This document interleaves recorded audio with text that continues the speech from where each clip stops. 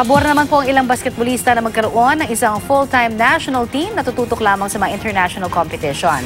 Nauna na itong iminungkahi ng pamunuan ng Gilas dahil karaniwang hati ang oras ng mga manlalaro sa pagitan ho ng national team at PBA. Narito ang unang balita ni Katrina Son.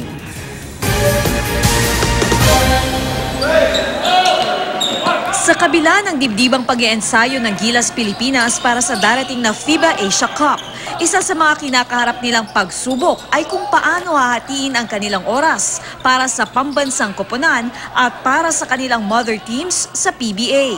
Kaya gusto sana ng pamunuan ng Gilas Pilipinas na magkaroon ng full-time players na nakatutok lang sa national team. The end objective is still hoping kami na we can form a competitive national team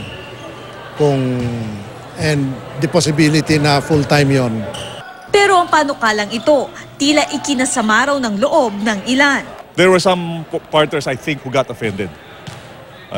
Because it came out as, they wanted to show that, they're capable. And that was fine. I think it was just the way delivery. Now everybody understands that it was just a eagerness to be able to help. And that is always welcome. Dahil dito, agad na humingi ng paumanhin ang sponsor ng Gilas. I have really no intention to put the PBA in a bad light. I have very high respect to the PBA as an institution. Pero hindi pa rin daw nila isinasantabi ang kanilang plano. Pero kung ang mga player ng Gilas ang tatanungin. If I was to be given a chance, I'd give it a shot. Kasi paminsan lang mag-represent ng country. Tsaka ang dami pong tao dyan sa labas na gusto talaga maging sa posisyon ng mga nasa Gilas po. Maganda yun para sa bansa kasi talagang mafo-focus yung training nila na maglalaro sila para sa Gilas lang. It's still far-fetched idea, but I believe the intentions are good.